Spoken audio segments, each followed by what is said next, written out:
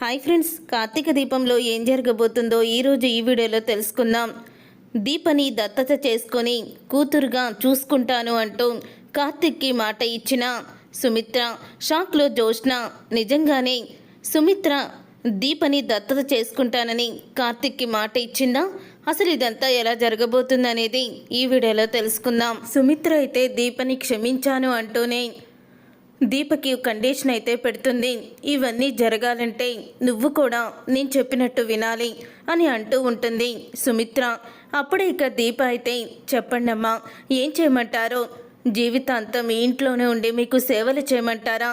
మీరు చెప్పే ప్రతి మాటకి నన్ను తల ఊపమంటారా? చెప్పండమ్మా, మీరేం చేయమన్నా నేను చేస్తాను అని దీప అయితే అంటూ ఉంటుంది.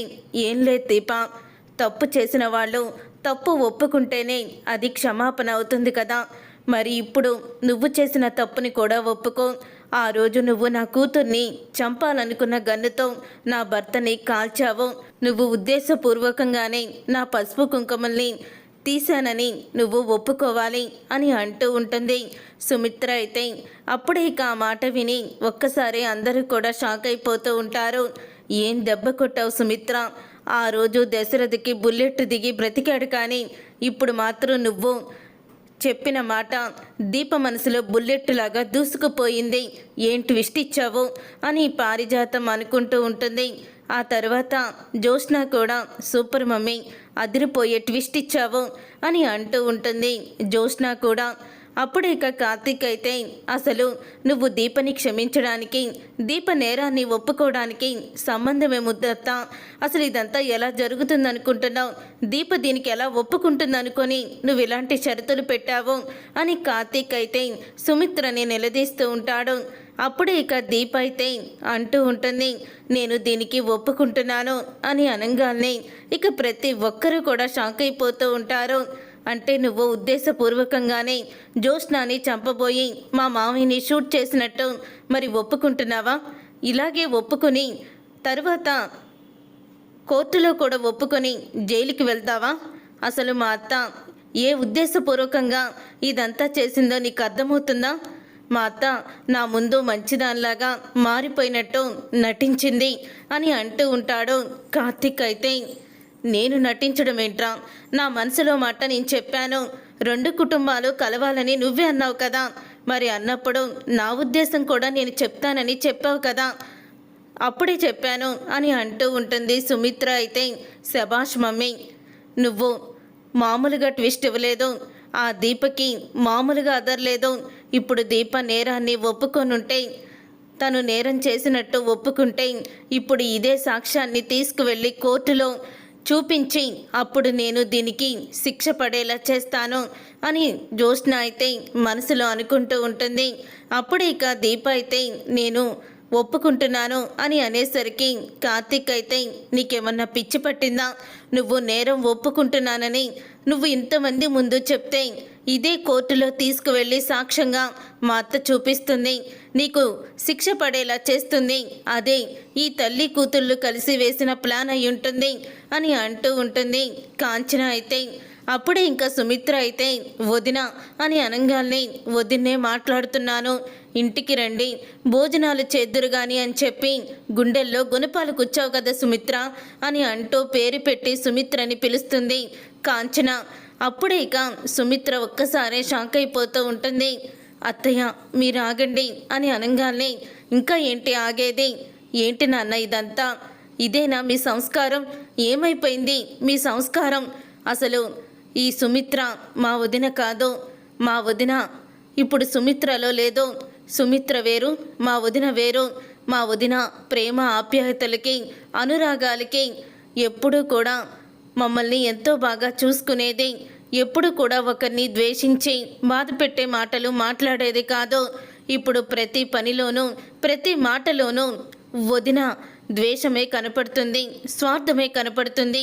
ఇప్పుడు దీప చేత బలవంతంగా క్షమిస్తాను, రెండు కుటుంబాలు దగ్గరవుతాయి, రెండు కుటుంబాలని దగ్గర చేస్తాను అంటూ మాయ మాటలతో ప్రేమ మాటలతో మాయ చేసి దీపను మళ్ళీ జైలుకి పంపించేయాలని, నా కొడుకుని నా కోడల్ని విడదీయాలని ఇలాగ వదిన ప్లాన్ చేసింది అని అంటూ ఉంటుంది కాంచన. అంటే తాళి దాచేస్తే పెళ్ళి ఆగలేదు కదా. దీప చేత తను చేసిన నేరాన్ని, తను చెయ్యకుండా ఉన్న నేరాన్ని తన మీదే నెట్టేసి తన చేతే ఒప్పించి జైలుకి పంపించేస్తే అలాగైనా కార్తీక్ నా కోడలు ఇద్దరు కూడా విడిపోతారని ప్లాన్ చేసింది అని కాంచన అనగాల్ని అప్పుడే సుమిత్ర అయితే, నా భర్తని చంపిన దాన్ని నేనెలా క్షమిస్తాననుకున్నావు వదినా? నీ మట్టికి నువ్వు జరిగిపోయిందంతా మర్చిపోయి నా కోడల్ని క్షమిస్తే నిన్ను క్షమించినట్టే అంటూ ఏదో చెప్పేశావు కదా. నా గుండె కూడా ఇప్పుడు నీ గుండెలాగే రగిలిపోతుంది. నా భర్తని ఆ రోజు ఆ పరిస్థితిలో చూసి ఎంత కన్నీరు మున్నీరయ్యానో నాకు తెలుసు. నా భర్తకి ఏమవుతుందని ప్రతి సెకను కూడా నేను ఎంత గుండె కోతను అనుభవించానో నాకే ఆ బాధ తెలుసు. ఇంకా ఆ కళ్ళ ముందు ఆ బాధ మెదులుతూనే ఉంది. ఆ బాధని కలిగించిన ఈ దీప చేసింది మాత్రం నేను మర్చిపోయి దీన్ని నేను క్షమించాలా అని అంటూ ఉంటుంది సుమిత్ర అయితే. సుమిత్ర, నువ్వు అనుకున్నది అదేదో నిన్నే చెప్పుంటే సరిపోయేది కదా. వీళ్ళని ఇంటికి పిలిచి నువ్వు ఇంతలా అవమానిస్తావని అస్సలు అనుకోలేదు అని అంటూ ఉంటాడు దశరథ అయితే. నీలో ఇంత స్వార్థం ఉందని నేను ఎక్స్పెక్ట్ చేయలేదు అని దశరథ అంటూ ఉంటే అప్పుడే జ్యోత్స్న అయితే, ఇక ఆపుతారా? మా మమ్మీదే తప్పన్నట్టు ఎందుకు మాట్లాడుతున్నారో? మమ్మీ కరెక్ట్గానే మాట్లాడింది. దీప ఉద్దేశపూర్వకంగానే డాడీని కాల్చింది. అందుకని మమ్మీకి ఆ కోపం పోకే ఇలా మాట్లాడింది. మీరందరూ కూడా దీపకి సపోర్ట్ చేస్తూ అమ్మని ఒక అనాథలాగా మిగిల్చేశారు. అందుకని అమ్మ మట్టుకు అమ్మ నిర్ణయం తీసుకుంది, దాంట్లో తప్పేముంది అని జ్యోత్స్న అంటూ ఉంటుంది. అప్పుడే కార్తీక్ అయితే, ఏంటి జ్యోత్స్న, మీ అమ్మన్న దాంట్లో తప్పు లేదా? తప్పుంది అని అంటూ ఉంటాడు. కార్తీక్ అయితే, కోర్టులో సాక్ష్యాలతో సహా అన్నీ కూడా నేను దీప తప్పు చేయలేదని బయట పెట్టాను. అయినా సరే అత్త నమ్మడం లేదంటే దాన్ని ఏమనుకోవాలి అని అంటూ ఉంటాడు కార్తీక్ అయితే. నువ్వు సాక్ష్యాలన్నీ తారుమారు చేయించావని నాకు తెలుసురా. నీ భార్యని కాపాడుకోవడం కోసం మీ మావయ్య చావు బతుకుల్లో ఉన్నా కూడా నువ్వు పట్టించుకోలేదు. మీ మావయ్యని చూడ్డానికి వచ్చినప్పుడు నిన్ను మేము వెనక్కి పంపించేసింది నిజమే, కానీ నువ్వు నీ భార్యని కాపాడుకోవడానికే చూసావు తప్ప మరి తర్వాత మీ మావయ్యని షూట్ చేసింది ఎవరో నువ్వు ఎందుకు కనిపెట్టలేకపోయావు? ఒకవేళ నీకు మావయ్య అంటే కూడా ఇష్టమే అయ్యుంటే ఈ పాటికి నేరస్తుడిని ఎందుకు నువ్వు పట్టుకోలేదో? ఎందుకంటే కాల్చింది నీ భార్య కాబట్టి, తను ఉద్దేశపూర్వకంగానే కాల్చింది కాబట్టి నువ్వు ముందు నీ భార్యని కాపాడుకున్నావో, అసలు షూట్ చేసింది ఎవరో ఏంటో కనిపెట్టలేకపోతున్నావో అని అంటూ ఉంటుంది సుమిత్ర అయితే. అప్పుడే ఇక కార్తీక్ అయితే, మావయ్యని షూట్ చేసింది ఎవరో త్వరలోనే తీసుకువచ్చి నీ మోకాళ్ళ మీద నీ ముందు నిలబెడతాను అని కార్తీక్ అయితే అంటూ ఉంటాడు. నువ్వు ఆగు బావా అని అంటూ ఉంటుంది దీప. అప్పుడే ఇంకా అయినా దీపే నేను తప్పు చేశాను, ఉద్దేశపూర్వకంగానే షూట్ చేశాను అని ఒప్పుకోవడానికి సిద్ధమైనప్పుడు మీరెందుకు ఇలా మాట్లాడుతున్నారు అని అంటూ ఉంటుంది సుమిత్ర. అప్పుడే దీప అయితే, నేను ఒప్పుకుంటుంది, నేను ఈ హత్య చేయించానని లేకపోతే బుల్లెట్ కాల్చానని దశరథ గారిని షూట్ చేసి మీ పసుపు కుంకుమల్ని చెరిపేద్దాం చూశానని ఒప్పుకోవడానికి కాదమ్మా అని అంటూ ఆఖరి నిమిషంలో దీప కూడా షాక్ ఇస్తుంది. అప్పుడే ఇక దీప ఇచ్చిన షాక్కి జ్యోత్స్న ఇద్దరూ కూడా షాక్ అయిపోయి ఉండిపోతారు. నేను నేరాన్ని ఒప్పుకుంటే అప్పుడు మా బావ చెప్పినట్టే నాకు జైలు శిక్ష పడేలా ఇది ఆధారంగా చేసుకొని మీరు చెయ్యేస్తారు. నాకు అది బాగా తెలుస్తుంది. కానీ ఇంకా కోర్టుకి వెళ్ళడానికి 15 రోజుల గడువు ఉంది. ఈ 15 రోజుల్లో నేనేంటో మీకు చూపిస్తాను. నేను నేరం చేసినట్టు నేను ఒప్పుకోను. నేనెందుకు ఒప్పుకుంటాను? నేను ఎటువంటి నేరం చెయ్యలేదు. నేరం చెయ్యలేనప్పుడు నాకు ఒప్పుకోవాల్సిన అవసరం కూడా లేదు. ఇప్పుడు నేరాన్ని ఒప్పుకుంటే మీరు నన్ను కన్న కూతురు కన్నా ఎక్కువగా చూసుకుంటారా? లేకపోతే పాత దీపని చూసిన పాత సుమిత్రలాగా నా బాధని అర్థం చేసుకొని నన్ను ఓదారుస్తారా? ఇప్పుడు ఇష్టపూర్వకంగానే ఇదంతా చేశాను అంటే నా మీద ఇంకా మీరు ద్వేషాన్ని పెంచుకుంటారు. అంతే తప్ప నా మీద ప్రేమని చూపించరు. కానీ నేను ఒప్పుకున్నది దేనికో తెలుసా? అసలు దశరథ గారిని ఎవరు షూట్ చేశారు? దశరథ గారికి బుల్లెట్ దింపి చంపాలని అనుకున్న వారు ఎవరు? మొత్తం బయటికి తీస్తాను, సాక్ష్యాలతో సహా. ఎవరైతే ఆ రోజు దశరథ గారిని షూట్ చేశారో వాణ్ణి తీసుకొచ్చి మీ కళ్ళ ముందు నిలబెడతాను, నేను తప్పు చేయలేదని నిరూపించుకుంటాను అని జ్యోత్స్న ముందే ఇక దీప్ అయితే ఛాలెంజ్ చేస్తుంది సుమిత్రతో. అప్పుడు ఇక అది విని కార్తీక్ అయితే అంటూ ఉంటాడు, శభాష్ దీప, ఇన్ని రోజులకి నువ్వు మళ్ళీ పాత దీపలా మారావు, మారి నీ ఛాలెంజ్ని విసిరావు. అంతే, ఇప్పుడు నువ్వు నింద మోస్తే జీవితాంతం నీ మీద నింద ఉండిపోతుంది. ఆ నిందని మాసిపేస్తే అసలు ఆ నింద ఎవరు చేశారో బయటికి వస్తే అప్పుడు తెలుస్తుంది వాళ్ళకి మనం ఇచ్చే ట్రీట్మెంట్ ఎంత దారుణంగా ఉంటుందో అని అంటూ ఉంటాడు కార్తీక్ అయితే. ఇదేంటి, ఇదంతా రివర్స్ అయిపోతుంది. ఇప్పుడు ఆ సత్తిపండు గాడిని వెతికి తీసుకువచ్చి నేను ఇదంతా చేయించానని సత్తిపండు చేత నిజం చెప్పించరు కదా వీళ్ళు అని అనుకుంటూ టెన్షన్ పడుతూ ఉంటుంది జ్యోత్స్న అయితే. అప్పుడే కార్తీక్ అయితే, సరే అత్త, నువ్వు చెప్పినట్టే ఈ రెండు కుటుంబాలు కలిసి ఉండాలంటే అసలు మావిని షూట్ చేసింది దీప లేకపోతే వేరొకరా అని మొత్తం కూడా కనిపెడతాము అని అంటూ ఉంటాడు కార్తీక్ అయితే. ఇంతలో దీప అంటూ ఉంటుంది, మరి నేను కాకుండా వేరే ఎవరో దశరథ గారిని షూట్ చేశారు అని మీకు మేము సాక్ష్యాలతో సహా తీసుకొచ్చి నిరూపిస్తే మీరేం చేస్తారో అప్పుడు మీరు వెనక్కి తీసుకుంటారా?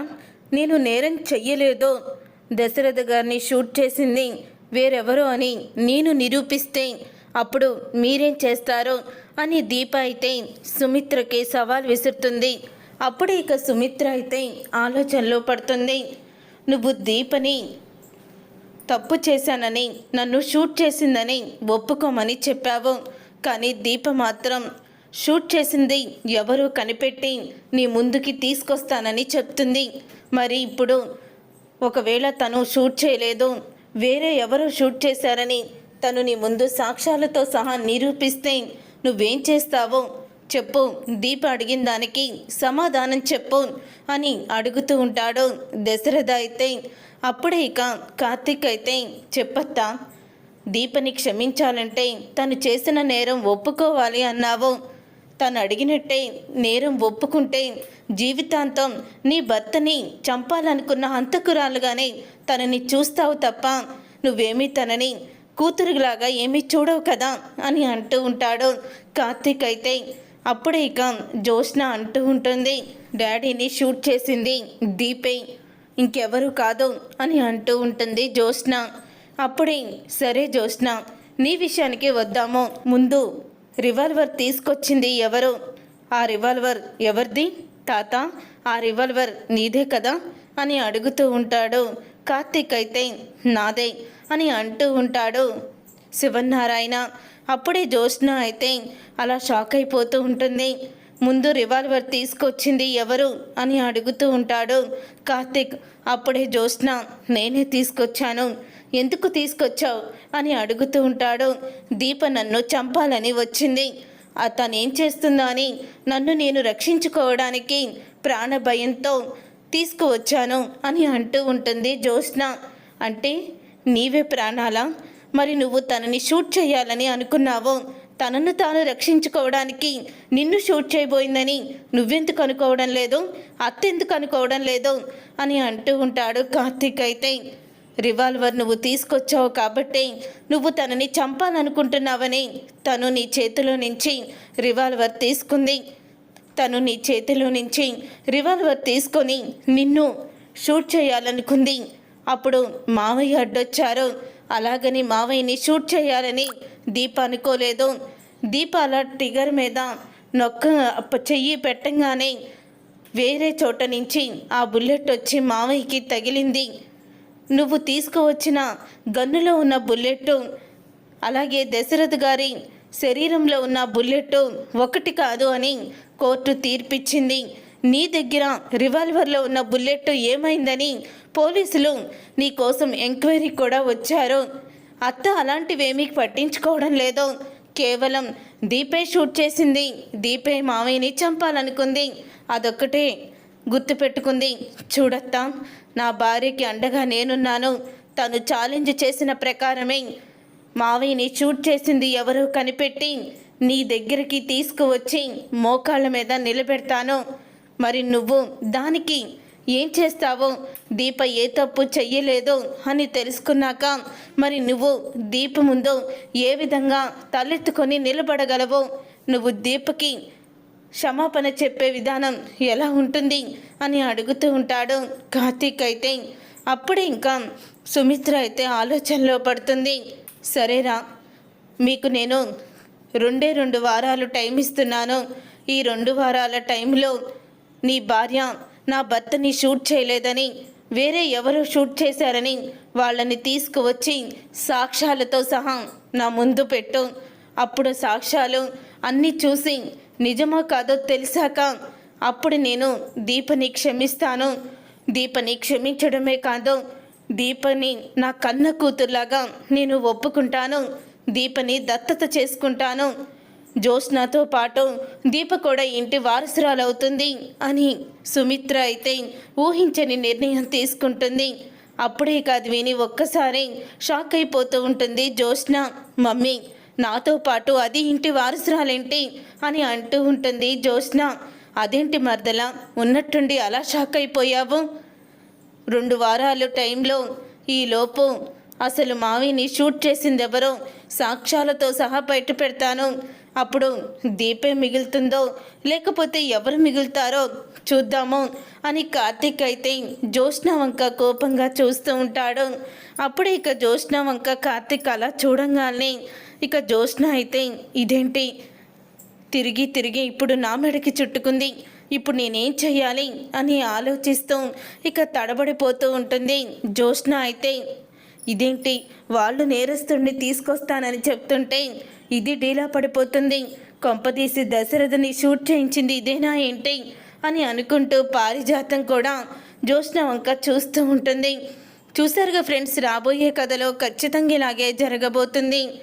దీప అయితే ఇలాగే దశరథని షూట్ చేసింది ఎవరో అని తీసుకొస్తానని చెప్పి సుమిత్రకి మాట ఇస్తుంది. నువ్వు తప్పు చేయలేదని తెలిస్తే నిన్ను దత్తత చేసుకొని జ్యోత్స్నతో పాటు నిన్ను ఇంటి వారసురాల్ని చేస్తాను అని సుమిత్ర కూడా దీపకి మాట ఇచ్చింది. మరి రాబోయే కథలో సత్యపండుని తీసుకువచ్చి దీప ఎలాగ నిరూపించబోతుంది, అసలు ఏం జరగబోతుందనేది రాబోయే కథలో తెలుసుకుందాం. ఈ వీడియో మీకు నచ్చితే తప్పకుండా లైక్ చేసి ఛానల్ని సబ్స్క్రైబ్ చేసుకొని పక్కనే ఉన్న గంట సింబల్పై ఆల్ అని క్లిక్ చేయండి. అప్పుడే మేము పెట్టే ప్రతి వీడియో మీరు మిస్ కాకుండా చూసేయవచ్చు.